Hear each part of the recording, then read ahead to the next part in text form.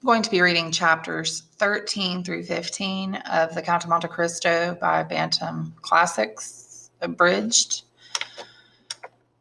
The vocabulary: descend means to go down. Ascend means to go up. Refuge is a place where a person feels safe. Tiller is the piece of wood underneath a ship that is used to steer it. Fugitive is a person running from something or someone, usually the law.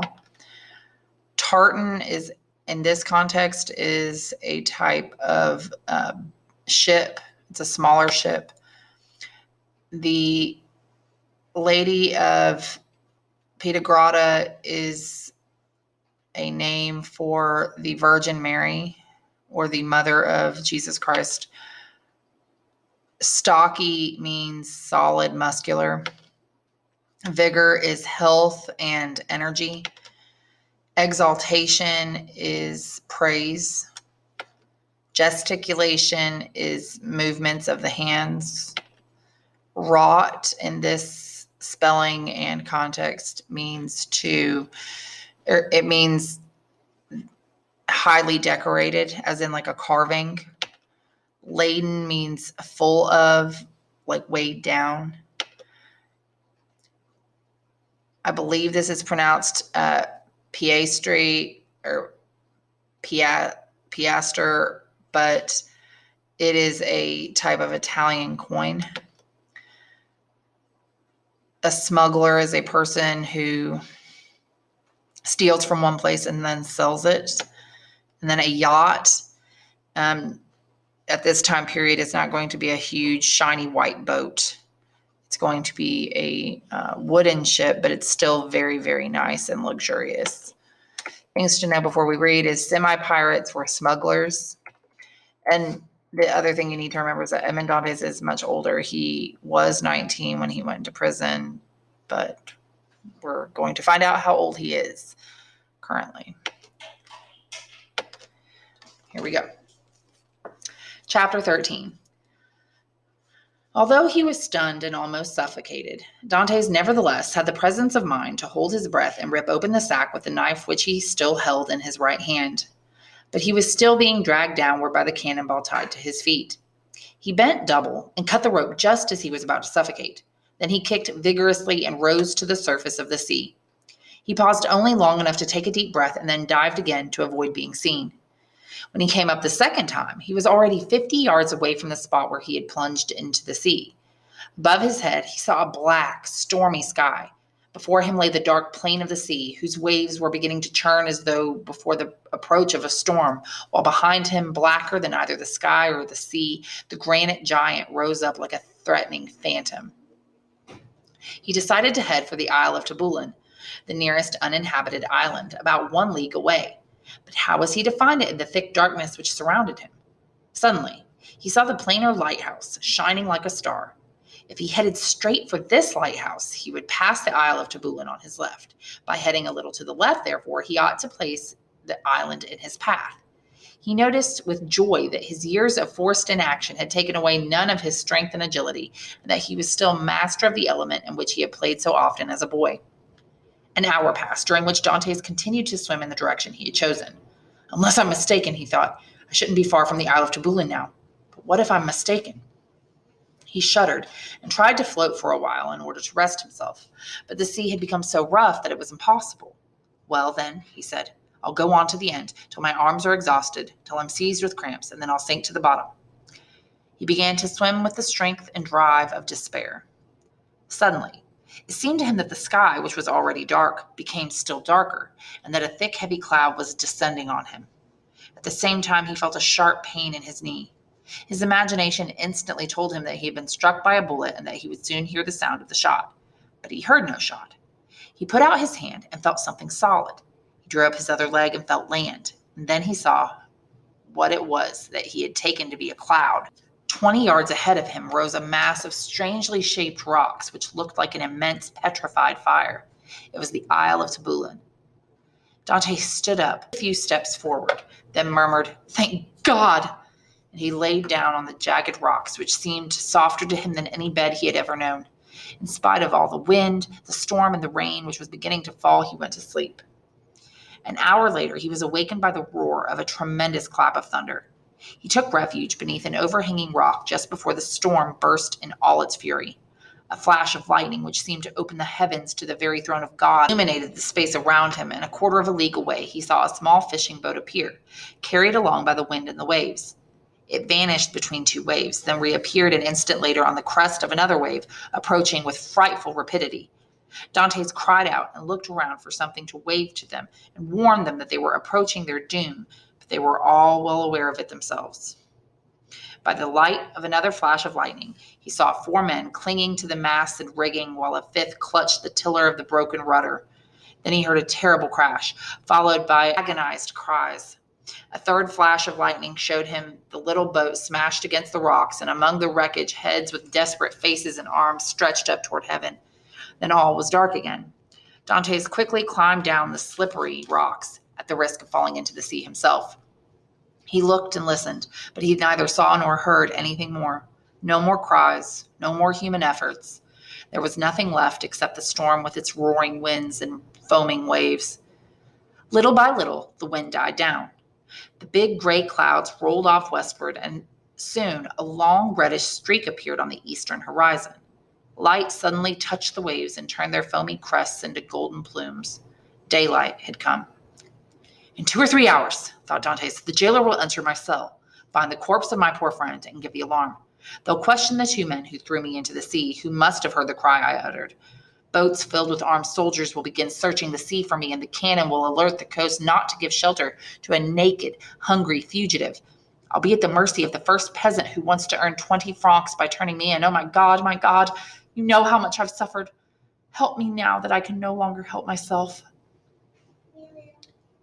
Just as he finished this fervent prayer, he saw on the horizon the lateen sail of a ship which his experienced eye recognized as a Genoese tartan coming from Marseille.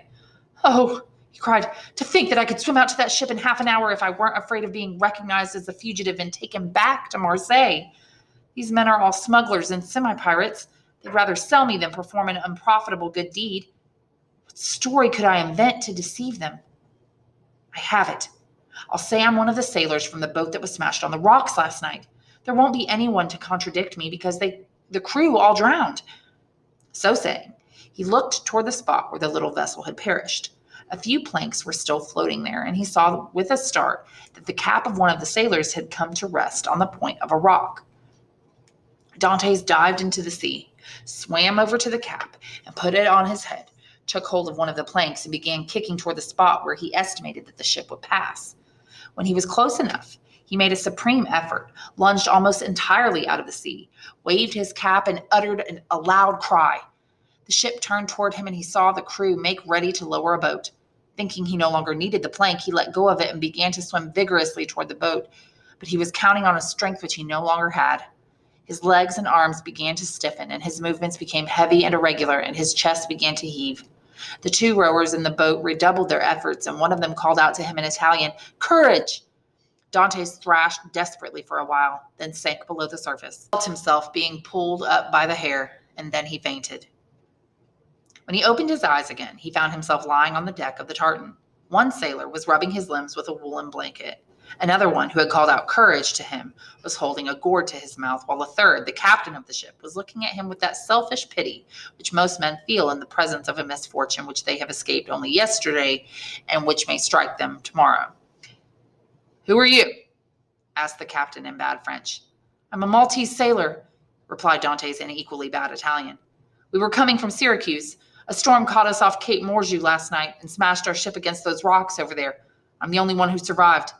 When I saw you coming, I held out a piece of wreckage and swam out to meet you, but I'd have drowned if one of your sailors hadn't grabbed me by the hair." "That was me," said a sailor with a frank, open face. "It was time, too, because you were sinking." "Yes, I was," said Dantès, holding out a hand to him. "Thank you, my friend." "I almost hesitated to pull you, though," said the sailor. "With your 6-inch beard and your hair a foot long, you look more like a bandit than an honest man." Dantès abruptly recalled that he had cut neither his hair nor his beard the whole time he had been in prison. Once When I was in danger, he said, I made a vow to Our Lady of Pitagrota not to cut my hair or my beard for 10 years. The 10 years are up today, and I almost celebrated it by drowning.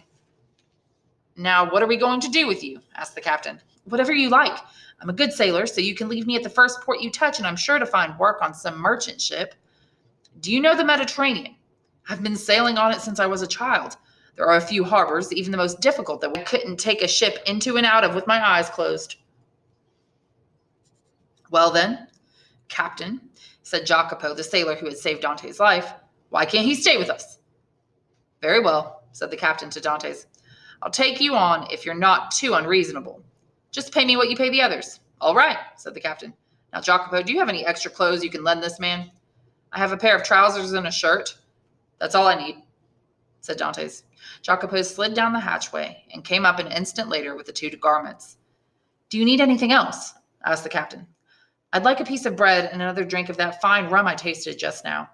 Jacopo handed him the gourd, and another sailor brought him a piece of bread. Dantès asked if he could take over the helm.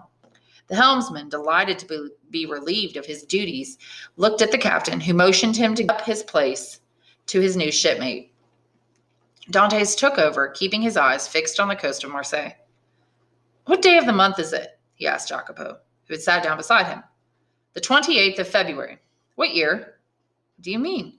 Don't you know what year it is? I was so frightened last night, replied Dantès, laughing, that I almost lost my mind.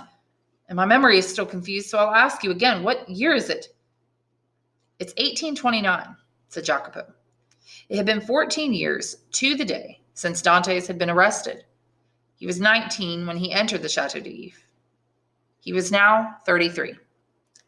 A sad smile passed over his lips as he wondered what had become of Mercedes during all that time when she must have believed him to be dead. Then his eyes flashed with hatred as he thought of the three men to whom he owed his long and cruel captivity, and he renewed the oath of vengeance against Danglars, Fernand, and Villefort, which he had already sworn in prison.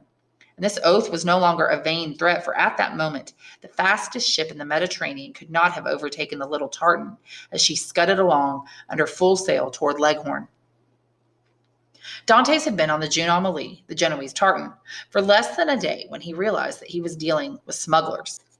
He therefore had the advantage of knowing what the captain was without the captain's knowing what he was.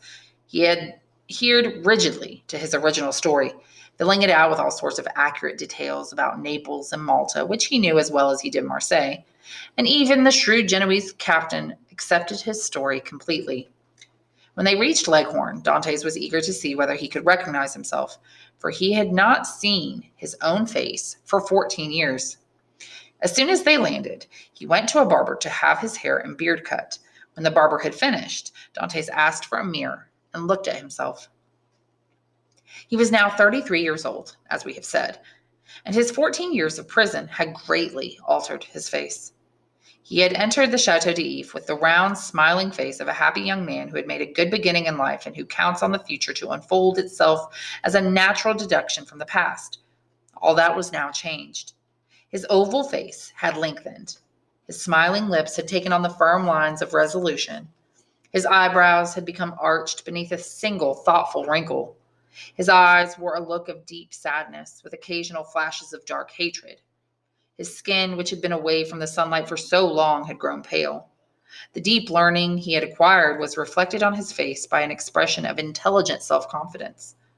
Furthermore, although he was naturally rather tall, he had acquired that stocky vigor of a body which constantly concentrates its strength within itself. Furthermore, his eyes, which had been so long in darkness and semi-darkness, had developed the faculty of distinguishing objects in the dark, like those of the hyena and the wolf. Dantès smiled as he looked at himself. It was impossible that his best friend, if he still had any friends, would recognize him. He did not even recognize himself. When he returned to the Jeune Amélie, the captain renewed his offer to take him on as a permanent member of the crew. But Dantès, who had other plans, would agree only to an engagement of 3 months. Within a week after her arrival at Leghorn, the ship was filled with muslin, cotton, English gunpowder, and tobacco, on which the excise authorities had neglected to affix their seal. It was now a question of getting all this out of Leghorn free of duty and landing on the shore of Corsica, where certain speculators would take over the task of smuggling the goods into France. They set sail, and Dantès once again found himself moving across that blue sea which he had seen so often in his dreams during his imprisonment. When the captain came up on the deck the next morning, he found Dantès leaning over the bulwarks and gazing, with a strange expression on his face, at a pile of granite rocks which shone pink in the rising sun. It was the Isle of Monte Cristo. The Jeune Amélie passed it about 3/4 of a league to starboard. Fortunately, Dantès had learned to wait. He had waited 14 years for his freedom. He could certainly wait 6 months or a year for his wealth. He repeated the cardinal's letter word for word in his mind. 2.5 months went by, during which Dantès became as skillful as a smuggler as he was a sailor. He had become acquainted with all the smugglers along the coast and learned all the Masonic signs by which these semi-pirates recognized one another. He had passed his Isle of Monte Cristo at least 20 times, but without a single opportunity to land there. He therefore decided that as soon as his engagement with the captain of the Jeune Amélie was ended, he would rent a small bark and go to the Isle of Monte Cristo on some pretext or another. He would be able to search for his treasure at leisure, but he would no doubt be spied upon by the men who took him there. This was simply a risk he would have to take. Try as he might, he could think of no way to get to the island without being taken there by someone else. He was still grappling with this problem when one evening the captain, who had great confidence in him and was anxious to keep him in his service, took him to a tavern in the Via del Oglio, which was a favorite meeting place for the smugglers of Leghorn. On this particular evening, an undertaking of great importance was being discussed. It concerned a ship laden with Turkish carpets, cashmere, and cloth from the Levant. It was necessary to find some neutral ground where the exchange could be made, and then attempt to land the goods on the coast of France. The profit would be enormous if the undertaking succeeded, 50 to 60 piastres per man. The captain of the Jeune Amélie suggested that the Isle of Monte Cristo, being completely deserted and free of soldiers and customs agents, would be a good place to unload the cargo. When he heard the name of Monte Cristo, Dantès trembled with joy. He stood up to hide his emotion and walked around the smoky tavern. When he returned, it had been decided that they would land on Monte Cristo and that they would leave the following night. Chapter 14. At 7 o'clock the next evening, everything was ready. They rounded the lighthouse at 10 minutes past 7, just as the beacon was being lit. The sea was calm, and there was a fresh wind blowing from the southeast. By 5 o'clock the next evening, the Isle of Monte Cristo was clearly visible. They landed at 10 o'clock. The Jeune Amélie was the first to arrive at the rendezvous. Despite his usual self-control, Dantès could not restrain himself. He rushed ashore before any of the others and would have kissed the earth if he had dared. But it would have been useless to begin his search at night, so he regretfully put it off until the next day. Besides, a signal from a half a league out to sea, which the Jeune Amélie answered by a similar signal, had just indicated that it was time to go to work. The latecomer, reassured by the signal, soon appeared, white and silent as a ghost, and dropped anchor a short distance offshore.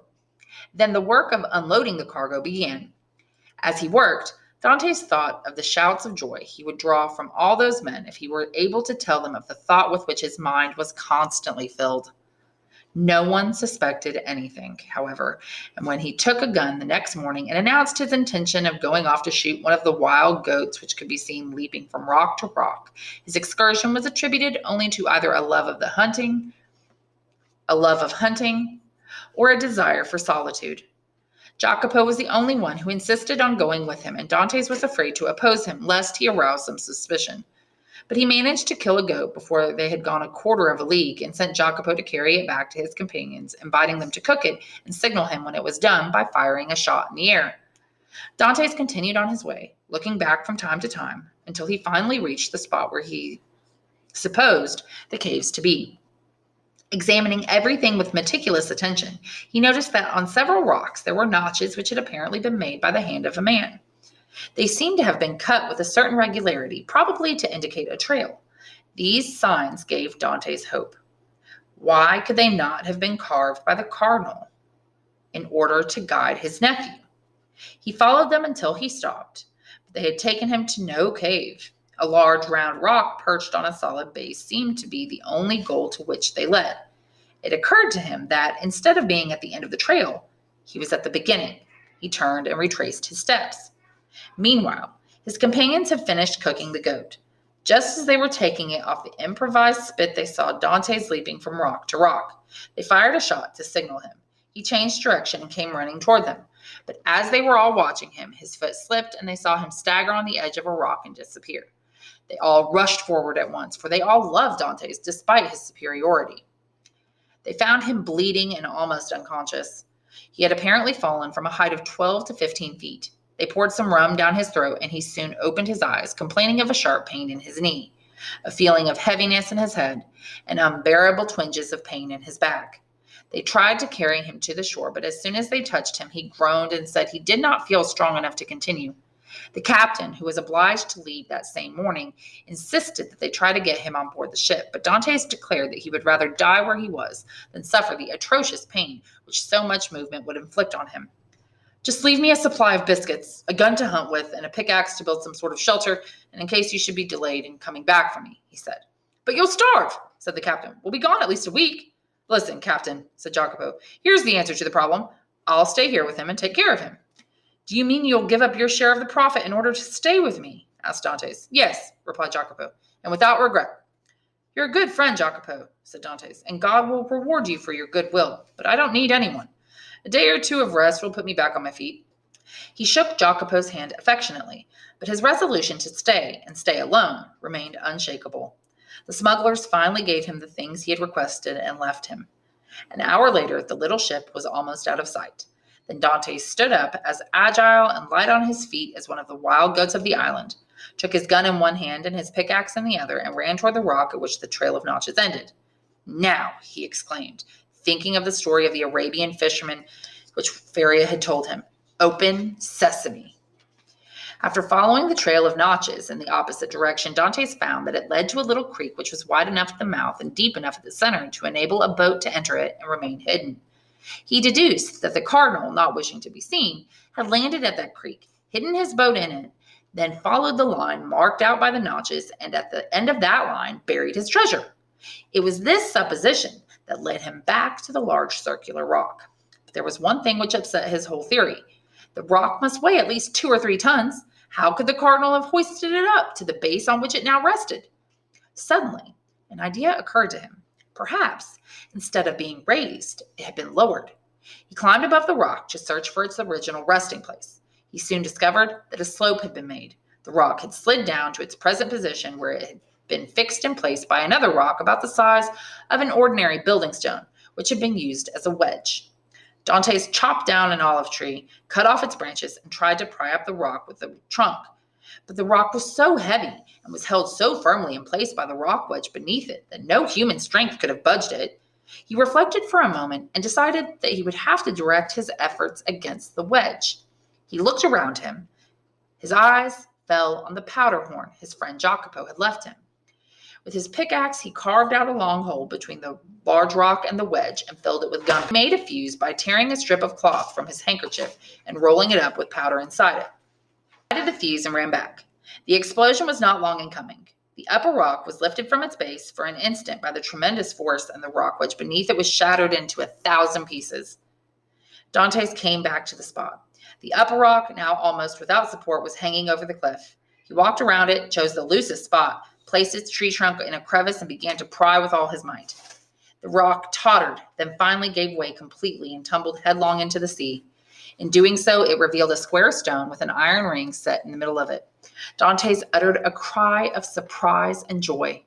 His legs trembled so violently and his heart beat so wildly that he was obliged to stop for a moment. Then he put his lever through the iron ring and lifted vigorously, displacing the square stone. Beneath it, he saw a steep staircase leading down into the depths of a cave. Anyone else would have rushed forward with a shout of joy. Dantès stopped doubtfully and turned pale. "I mustn't let myself be shattered by disappointment," he said to himself, "or all my suffering will have been in vain."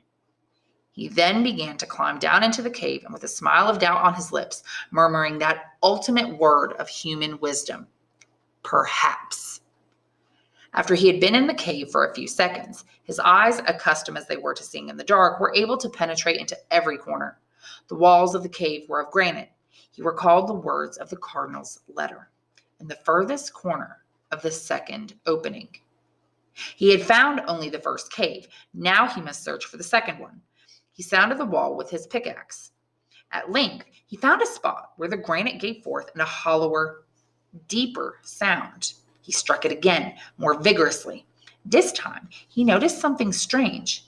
His blow had chipped a sort of plaster off the wall, revealing a softer grayish stone beneath it.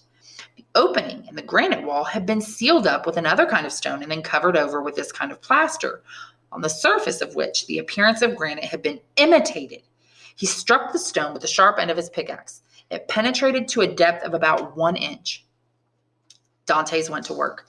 After some time, he noticed that the stones had not been cemented together, but simply piled on top of one another and covered with a layer of plaster. He shoved the point of his pickaxe into one of the interstices, pushed down on the handle, and to his great joy, one of the stones fell at his feet. From then on, he had only to pull each stone toward him with his pickaxe. Finally, after hesitating once again for several seconds, he entered the second cave. It was empty as the first. The treasure, if it existed, was buried in the furthest corner. The hour of anguish had arrived. 2 feet of earth was all that lay between Dantès and supreme joy or supreme despair. He walked over to the corner and, as though seized by a sudden resolution, energetically attacked the ground. At the 5th or 6th blow, his pickaxe struck metal. He struck a little to one side of the spot. He still encountered resistance, but not the same sound. "It's a wooden chest bound with iron," he said to himself. Just then, a passing shadow cut off the daylight for an instant. Dantès dropped his pickaxe, picked up his rifle, and rushed out of the cave. A wild goat had leaped over the entrance to the first cave and was grazing a few feet away. Dantès thought for a moment, cut down a small pine tree, lit it from the remaining flames of the fire over which the smugglers had cooked their goat, and came back to the cave with his torch. He did not want to lose a single detail of what he was going to see. He held his torch up to the small excavation he had made and saw that he was not mistaken. His blows had struck wood and metal. He planted the torch in the ground and went on with his work. A short time later, he had cleared away a space of about 3 feet long and 2 feet wide, and could clearly see an oaken chest bound with wrought iron. In the middle of the lid, on a silver plaque, were the arms of the Spada family, which Dantès easily recognized, for Faria had drawn them with countless times. It was impossible to doubt it now. The treasure was there. No one would have taken such precautions in order to put an empty chest back in place. Dantès rapidly cleared away the earth around the chest. Soon the center lock appeared, then the handles at each end, all delicately wrought in the manner of that period when art made precious even the basest of metals. He took the chest by the 2 handles and tried to lift it, but it was impossible. He tried to open it. It was locked. He inserted the sharp end of his pickaxe between the chest and the lid and pushed down on the handle. The lid creaked, then flew open. Dantès was seized with a sort of giddy fever. He cocked his gun and placed it beside him. Then he closed his eyes like a child, opened them, and stood dumbfounded. The chest was divided into 3 compartments. In the first were shining gold coins. In the second, unpolished gold ingots packed in orderly stacks. From the 3rd compartment, which was half full, Dantès picked up handfuls of diamonds, pearls, and rubies. As they fell through his fingers in a glittering cascade, they gave forth the sound of hail beating against window panes. After he had touched them, fingered them, and buried his trembling hands in the gold and precious stones, Dantès ran out of the cave with the wild exultation of a man who has come to the brink of madness. He climbed up on a rock from which he could see the surrounding sea. He was alone, all alone, with these incalculable, unheard of, fabulous riches which belonged to him. But was he dreaming or waking? He needed to see his gold again, yet he felt that, for the moment, he did not have the strength to look at it. He pressed his head between his hands for an instant, as though to prevent his reason from escaping. Then he began to run frenziedly around the island, frightening the wild goats and seagulls with his shouts and gesticulations. Then he returned, still doubting his senses, rushed into the cave, and found himself once again in the presence of his mine of gold and jewels. This time, he fell to his knees, convulsively pressed his hands over his pounding heart, and uttered a prayer that was intelligible to God alone. Chapter 15. The next day, Dantès filled his pockets with precious stones, carefully buried the chest again, and disguised the entrance to the cave until no trace of it was visible. Then he began to wait impatiently for his companions to return. He had no desire to stay on the island looking at his gold and diamonds like a dragon guarding a useless treasure. It was time for him to go back among men and take up the rank, influence, and power which great wealth gives in this world. The smugglers returned on the 6th day. Dantès recognized the Jeune Amélie from a distance and dragged himself down to the shore. When his companions landed, he told them that, although he was still in pain, he was considerably better. Then he listened to the account of their adventures.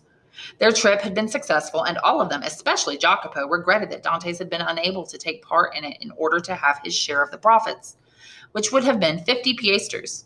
Dantès managed not to smile at this. Since the Jeune Amélie had come to Monte Cristo only for him, he boarded her that evening and went on to Leghorn. In Leghorn, he sold 4 of his smallest diamonds for 5,000 francs each. The next day, he bought a small ship for Jacopo, adding 100 piastres to the gift to enable him to hire a crew, on condition that Jacopo go to Marseille and ask for news of an old man named Louis Dantès and a young woman called Mercedes. Jacopo thought he must be dreaming. Dantès told him that he had become a sailor only on a youthful impulse, and that upon arriving in Leghorn he had received an inheritance from his uncle. Dantès' superior education made this story plausible, and Jacopo did not doubt its truth for an instant. The next day, Jacopo set sail for Marseille. He was to meet Dantès later at Monte Cristo. That same day, Dantès took leave of the crew of the Jeune Amélie, giving them each a handsome present and promising them to let the captain hear from him. Dantès went to Genoa. The day of his arrival, he bought a small yacht which had been ordered by an Englishman who had heard that the Genoese, the best shipbuilders of the Mediterranean. The Englishman had agreed to a price of 40,000 francs. Dantès offered 60,000 on condition that the yacht be turned over to him immediately. The shipbuilder offered to help Dantès engage a crew, but Dantès replied that he was in the habit of sailing alone and that the only thing he desired was that a secret compartment be built in the cabin. The compartment was finished the next day, and 2 hours later, Dantès sailed out of the harbor of Genoa, headed for the Isle of Monte Cristo. He arrived toward the end of the second day. His yacht was an excellent sailor and had covered a distance in 35 hours. The island was deserted. He went to his treasure and found it exactly as he had left it. By the next day, his immense fortune had been transferred to his yacht and locked up in the secret compartment. Dantès waited for 8 days, during which he maneuvered his yacht around the island, studying it as a horseman studies his mount. By the end of that time, he had recognized all its good qualities and all its defects. He promised himself to augment the former and remedy the latter. Jacopo arrived on the 8th day and tied up his small ship alongside Dantès' yacht. He had a sad answer to each of the 2 questions Dantès had asked. Old Louis Dantès was dead, and Mercedes had disappeared. Dantès' expression remained calm when he heard this news, but he immediately went ashore and refused to have anyone go with him. He returned 2 hours later. 2 sailors from Jacopo's crew came on board his yacht to help him sail it. He gave orders to head for Marseille. The news of his father's death was not unexpected, but what had become of Mercedes? There were also other things he wanted to know which he could not trust anyone else to find out for him. In Leghorn, his mirror had shown him that he ran no risk of being recognized. Furthermore, he had every means of disguise at his disposal. One morning, therefore, the yacht, followed by Jacopo's ship, boldly sailed into the harbor of Marseille and stopped opposite the very spot where Dantès had set out for the Château d'If. It was not without a certain anxiety that Dantès saw a gendarme coming out to meet him in the quarantine boat, but with the perfect self-assurance which he had acquired, he presented an English passport he had bought in Leghorn and went ashore without difficulty.